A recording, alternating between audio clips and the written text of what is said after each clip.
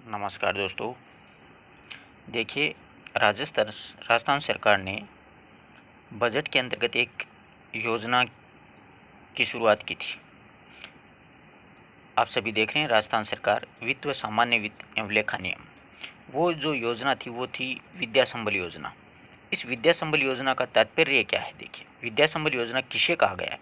विद्या संबल योजना का तात्पर्य यहाँ पर यह है कि विभिन्न विभागों में जो संचालित शिक्षण संस्थाएं हैं, और यानी जो विद्यालय, महाविद्यालय या फिर आवासीय विद्यालय एवं छात्रावासों में विषय विशेषज्ञ अनुभवी व्यक्तियों को गेस्ट फैकल्टी के रूप में लेने के लिए विद्या संबल योजना की शुरुआत की थी। राजस्थान सरकार ने अभी बजट में घोषणा की थी। तो जैसे स्कूल हैं, प्राइमरी स्कूल हैं, उच्च प्राथमिक हैं, माध्यमिक हैं, उच्च माध्यमिक और कॉलेज, इनमें जो शिक्षकों के पद खाली रहते हैं ना, इससे क्या है कि छात्रों की पढ़ाई बड़ी बाधित होती है।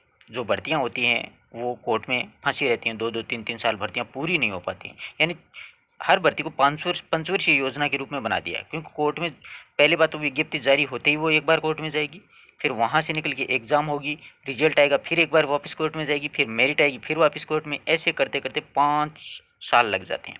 तो ये एक पंचवर्षीय योजना बन के रहेगी। तो बड़ी दुविधा होगी सरकार के सामने भी कि अब करें तो करें क्या, यानी शिक्षकों के पद कैसे भरें। तो इसके लिए क्या है कि आईएएस अधिकारियों ने एक योजना की शुरुआत करवाई है। वो योजना देखो, स्कूलों में और कॉलेजों में जो शिक्षकों के पद खाली रहते हैं वहाँ पर गेस्ट फैकल्टी के आधार पर रखे जाएंगे, यानी संविदा के आधार पर। तो उसकी अपन पूरी चर्चा करेंगे। इसमें वेतनमान भी अच्छा रखा गया है, आपको सारी बात मैं पढ़ के बताऊंगा। तो विद्या संबल योजना जो वर्तमान में तैयारी कर रहे हैं ना, उन बच्चों के लिए यहाँ से एक करंट का प्रश्न बन रहा है, ध्यान रखना इस बात का। पूछी जा सकती है कि ऐसी कौन सी योजना जो शिक्षण संस्थानों, विद्यालयों, महाविद्यालयों और आवासीय विद्यालयों के लिए में अनुभवी शिक्षकों को गेस्ट फैकल्टी पर रखने के लिए जो योजना की शुरुआत की थी। तो विद्या संबल योजना परीक्षा उपयोगी प्रश्न है, यहाँ से ऐसे प्रश्न उठा लेते हैं, अपन इन चीज़ों पर ध्यान ही नहीं देते। अब देखो, विभिन्न विभागों में शिक्षण कार्यों में प्रशिक्षकों के पद रिक्त पद होने के कारण नियमित अध्यापन कार्य में व्यवधान उत्पन्न होता है, यानी बाधा आती है। अतः विद्यार्थियों को शैक्षिक स्तर पर उनके विपरीत प्रभाव पड़ता है, यानी पूरा कोर्स नहीं हो पाता है। इन संस्थाओं में अध्यापन व्यवस्था को सुचारू बनाने के लिए विद्या संबल योजना की शुरुआत की जा रही है। आगे बात समझ में? अब देखो, पूरे पढ़ेंगे अपन।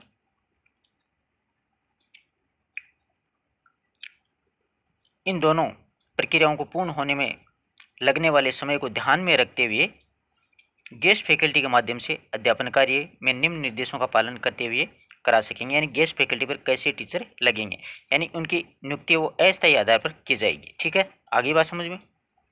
वो देखो कैसे होगी। देखिए, विभाग के द्वारा प्रतिवर्ष शैक्षिक सत्र आरंभ होने से पूर्व रिक्त पदों का आंकलन किया जाएगा कि कितने रिक्त पद हैं, विभाग ये निर्धारण करेगा। इन पदों पर नियमित नियुक्ति हेतु अभ्यर्थना तैयार कर भर्ती हेतु निर्धारित प्रक्रिया का पालन करते हुए भर्ती संस्थान को भेजी जाएगी। नियुक्ति प्रक्रिया में विलंब को देखते हुए विभाग नियमों के प्राविधित अत्यावश्यक अस्थायी आधार पर नियुक्ति की प्रक्रिया भी पृथक से आरंभ कर सकेगा, यानी अस्थायी तौर पर लिए जाएंगे, साफ साफ लिखा हुआ है। ये दोनों प्रक्रियाओं को पूर्ण होने में लगने वाले समय को ध्यान में रखते हुए विभाग गेस्ट फैकल्टी के माध्यम से अध्यापन कार्य निम्न निर्देशों का पालन करते हुए जारी करेगा। देखो, गेस्ट फैकल्टी में केवल स्वीकृत रिक्त पद के विरुद्ध ले जाएगी, यानी स्वीकृत हैं और वो पद जो रिक्त है, जैसे कि एक विद्यालय में 6 पद होते हैं शिक्षकों के, सोचिए आप, इसमें से मतलब 4 टीचर हैं, यहाँ पर 2 पद खाली हैं। किस किस सब्जेक्ट के हैं? जैसे एसएसटी का और मैथ्स का पद यहाँ पर खाली है, तो यहाँ पर 2 टीचर लगाए जाएंगे, वो गेस्ट फैकल्टी के आधार पर लगेंगे। आगे बात समझ में? विभाग का मुख्यालय, जिलेवार और संस्थान गेस्ट फैकल्टी की आवश्यकता का आंकलन करके प्रत्येक जिला मुख्यालय पर विभाग का नोडल अधिकारी मनोनीत करके विवरण नोडल अधिकारी को उपलब्ध है वो करवाया जाएगा। नोडल अधिकारी जिले का कलेक्टर बनेगा, ये ध्यान में रखना। मुख्य अध्यक्ष वो वही रहेगा इस कमेटी का। संबंधित सेवा नियमों में अंकित योग्यता आदि की पात्रता रखने वाले सेवानिवृत्त कर्मियों, निजी अभ्यर्थियों को गेस्ट फैकल्टी के रूप में लगाया जा सकेगा।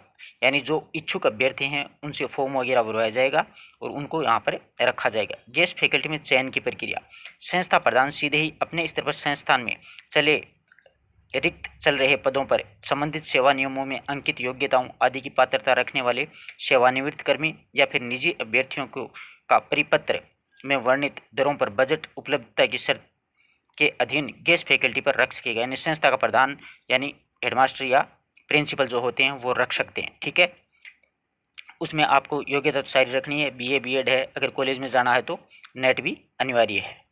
आगे बात समझ में। अब देखो, जिला स्तरीय समिति, प्रत्येक जिले में एक जिला स्तरीय समिति होगी जिसके अध्यक्ष जिला कलेक्टर होंगे, मैं आपको बता चुका हूँ।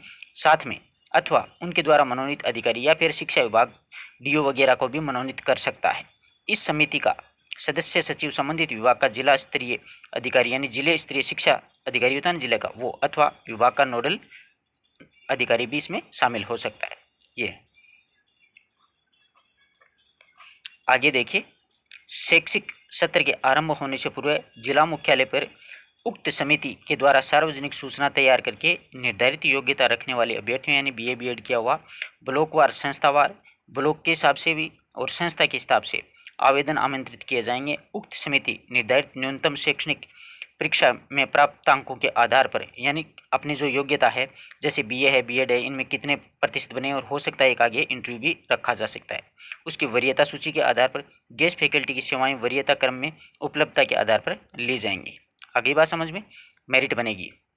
चयन समिति का संबंधित विभाग के लिए जिला स्तर पर योग्य अभ्यर्थियों का पैनल तैयार किया जाएगा और प्रत्येक रिक्ति यानी खाली पद के विरुद्ध यथासंभव 3 अभ्यर्थियों का पैनल तैयार किया जाएगा और इस पैनल में ब्लॉकवार होगा जिसमें विषयवार और कक्षावार आवश्यकता के को ध्यान में रखते हुए रखा जाएगा, यानी किस विषय के और किस कक्षा में कितने पद खाली हैं उसके अनुसार चयन किया जाएगा। देखो, तनख्वाह भी अच्छी रखी है। 3rd ग्रेड के आधार पर यानी 1 से 8 तक 21,000 रुपये मिलेंगे आपको। 2nd ग्रेड पे 25,000 मिलेंगे। 1st ग्रेड के लिए 30,000 मिलेंगे। अनुदेशक और प्रयोगशाला सहायक जो होते हैं उनको 21,000 रुपये मिलेंगे। ये तनख्वाह रखी है गवर्नमेंट ने। अब देखो, कॉलेज के लिए जिसने नेट और बीएड नेट और एमए कर रखी है उनको 45,000 रुपये, सह आचार्य उनको 52,000 रुपये, पीएचडी वगैरह रुपये, और आचार्य की डिग्री है उनको 60,000 रुपये। ये इनकी तनख्वाह है। आगे बात समझ में। ये कॉलेज वालों के लिए। गेस्ट फैकल्टी की सेवाएं लिए जाने हेतु विभाग के द्वारा समुचित शर्तों का समावेश करते हुए संलग्न प्रारूप के अनुसार शपथ पत्र लिया जाना सुनिश्चित किया जाएगा, यानी एक शपथ पत्र आपसे भरवाया जाएगा। गेस्ट फैकल्टी के कार्य की समुचित मॉनिटरिंग की व्यवस्था कर उसे संतोषजनक कार्य सत्यापन के आधार पर भुगतान की कार्यवाही भी की जाएगी। यानी जिसका सिलेक्शन हो गया उनको ऊपर आपको मैंने जो तनख्वाह बताई है उसके अनुसार आपको तनख्वाह मिलेगी। 3rd ग्रेड में 21,000, 2nd में 25 और 1st में 30, कॉलेज में 45, 52 और 60,000 रुपये। रिक्त पद भरे जाने पर उपरोक्त व्यवस्था स्वतः समाप्त हो जाएगी। ये बात ध्यान में रखना, अगर आपने 1st ग्रेड में ज्वाइन किया और वहाँ पर आपको 30,000 रुपये मिल रहे हैं और एक इधर से भर्ती प्रक्रिया चल रही है, आरपीएससी के माध्यम से होती है 1st ग्रेड, तो आप यहाँ पर राजनीति विज्ञान के लेक्चरर लगे हो गेस्ट फैकल्टी पे, अगर आपकी जगह यहाँ पर स्थायी कोई आ गया तो आपका पद स्वतः यहाँ से क्या कर दिया जाएगा, समाप्त कर दिया जाएगा। आपको उसमें कोई कोर्ट में जाने की आवश्यकता नहीं है क्योंकि आपसे शपथ पत्र भरवाया जाएगा, आपकी एक भी नहीं सुनी जाएगी। ठीक है, वो 1 वर्ष या 2 वर्ष के लिए होगा, ये बात भी है इसमें, तो स्वतः वो पद आपका समाप्त हो जाएगा। समझ गए। अगला देखिए, चूंकि छात्रावासों में शिक्षकों के पद सर्जित नहीं होते हैं, छात्रावास होते हैं उनमें बड़ी समस्या होती है, अतः छात्रावास में कठिन विषयों की कोचिंग के लिए रिक्त पदों से संबंधित बाध्यता नहीं होगी। कोचिंग के लिए संस्था प्रधान सीधे ही अपने स्तर पर अथवा उक्त चयन प्रक्रिया का पालन करते हुए इस हेतु उपलब्ध बजट प्रावधान सीमा तक बिंदु संख्या 5 में वर्णित दरों के अनुसार भुगतान कर सकेंगे। यानी जितनी तनख्वाह बताई है उसके अनुसार आपको पैसे दिए जाएंगे। आगे देखिए, ये शपथ पत्र है, जैसे अपन फॉर्म भरते हैं श्रीमती, श्री, कुमार, कुमारी, ये सारे पुत्र, वो सारा है, आप सभी समझदार हो, यानी बीएड वगैरह आपने कर रखा है, वो सारा मतलब फॉर्म है। अब वही सारी शर्तें हैं कि ये जितने भी डॉक्यूमेंट जमा कराए हैं उसके लिए मैं अच्छी तरह से जानता हूँ, कोई इसमें मैंने गलती नहीं की है, ये वो सब मेरी जानकारी के माध्यम से हो रहा है, सब मानदंडों को मैं मानता हूँ, किसी बात का मैं उल्लंघन नहीं करता हूँ, ये सारी बातें हैं। यह है कि जिला आवंटन होने पर उपरांत स्थान परिवर्तन की मांग नहीं करूंगा या करूंगी। इसमें यह शर्त भी रखी है कि अगर मेरा चयन हो जाता है और जैसे आपका चयन हो गया मतलब जालौर ज़िले में, समझो एक मिनट उदाहरण के तौर पे, और आप ताल्लुक़ रखते हो सीकर ज़िले से, तो आप ये सोच चाहते हो कि मुझे गेस्ट फैकल्टी पे सीकर मिल जाए, यानी ट्रांसफ़र का कोई लफड़ा नहीं है। ध्यान रखना इस बात का, कोई आपकी मांग वहाँ पर नहीं सुनी जाएगी।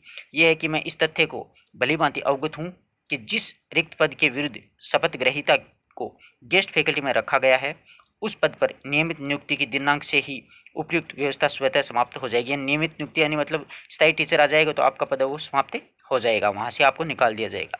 ये है कि मैं ये अच्छे से समझ लिया है। यह व्यवस्था पूर्ण रूप से अस्थायी है, देख लो अस्थायी है बिल्कुल, तथा एक सेमेस्टर या फिर एक सेशन के लिए, एक सेमेस्टर के लिए भी रखे जा सकते हो, एक सेशन के लिए भी रखे जा सकते हो। भविष्य में उसके आधार पर नियमित नियुक्ति का दावा नहीं करूंगा, नहीं करूंगी, यानी नियमित नियुक्ति का दावा आप नहीं कर सकते, वो शपथ पत्र में आपको भरना है। इस व्यवस्था में नियमित नियुक्ति या फिर अन्य किसी कारण में मुझे यदि गेस्ट फैकल्टी के रूप में नहीं बुलाया जाता है तो मेरे द्वारा न्यायिक प्रशासनिक स्तर पर कोई दावा प्रस्तुत नहीं किया जाएगा, यानी मैं कोई भी कोर्ट में केस नहीं करूंगा।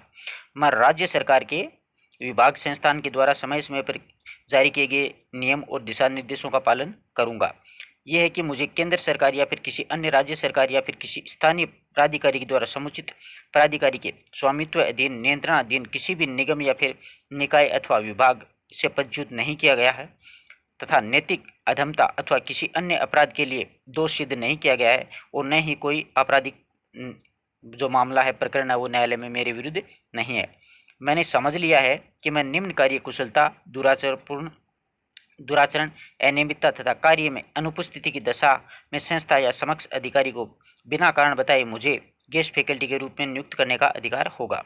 मैं राजकीय अभिलेख तथा सूचनाओं को गोपनीय बनाए रखूंगा तथा इनका उल्लंघन करने पर नियमानुसार दंडनीय कार्रवाई का उत्तरदायी हो जाऊंगा स्वतः ही। और ये शपथ पत्र है सत्यापन की शपथ पूर्वक बयान करती हूँ कि उपयुक्त वर्णित बिंदु में 1 से 4 में से वर्णित तथ्य सूचना मेरी जानकारी में सही तथा सत्य हैं। मैं भलीभांति पढ़ और समझ लिया है। मैंने कुछ भी असत्य व्यक्त नहीं किया है तथा नहीं किसी कुछ छिपाया है। यदि भविष्य में कोई सूचना तथा असत्य या फिर अपूर्ण सिद्ध होता है तो मैं स्वयं उसके लिए उत्तरदायी यानी जिम्मेदार हूँ। शपथ ग्रहीता यहाँ पर आपके सिग्नेचर करने होंगे। ये सारा का सारा तो देख लिया, आपको सारी चीज़ मैंने बता दी है। गेस्ट फैकल्टी के आधार पर लगेंगे, बिल्कुल अस्थायी लगोगे। अगर आप इच्छुक हो तो ये जून में शायद ये फॉर्म अप्लाई होंगे, आप फॉर्म अप्लाई कर सकते हो। ये पेमेंट भी आपके सामने है, सब कुछ है, सारी बातें मैंने आपको क्लियर कर दी हैं। किसी भी पॉइंट से संबंधित अगर आपको कोई समस्या है तो आप लोग कमेंट करके पूछ सकते हो। और ये जो योजना है वो विद्या संबल योजना है, ध्यान रखना। धन्यवाद दोस्तों। आप अपने मित्रों तक भी सूचना को पहुंचा दें, जो मतलब उम्रदराज विद्यार्थी हैं वो इसका लाभ उठाएं, क्योंकि जीवन भर तैयारी भी नहीं हो पाती है। जो जैसे जैसे उम्र बढ़ती जाती है जिम्मेदारियां भी बढ़ती जाती हैं, तो उनके लिए तो मेरे ख्याल से ये सही पद है। आप लोग अप्लाई करो और हो सके जहाँ तक मिले आप उसको ज्वाइन करो, और ज्वाइन के साथ साथ आप अपनी तैयारी भी साथ में रखो ताकि आने वाली भर्तियों में आपका सिलेक्शन सुनिश्चित हो सके। परंतु वर्तमान में जो रीट भर्ती चल रही है या फिर कॉलेज व्याख्याता की वैकेंसी चल रही है या पटवारी की चल रही है, उनकी तैयारी इतनी ज़बरदस्त करो कि मतलब हो सकता है आने वाले टाइम में सब कुछ ही संविदा पे हो जाए, क्योंकि पद तो कोई खाली रहेगा नहीं। इस विद्या संबल योजना के माध्यम से पद खाली नहीं होगा तो कोई वैकेंसी भी नहीं आएगी। वैकेंसी नहीं आएगी तो आप तैयारी किस बात की करोगे? समझ रहे हो ना मेरी बात को? रिटायरमेंट कितने को होते हैं आप ही समझते हो। एक साल में रिटायरमेंट 200 लोग होते हैं ज़्यादा से ज़्यादा शिक्षा विभाग में, कितने हो जाएंगे? तो ये कोई पोस्ट थोड़ी होती है। यहाँ पर 16 लाख की भीड़ है रीट में। तो बढ़िया तैयारी करो और अपना स्थान सुनिश्चित करो। धन्यवाद दोस्तों।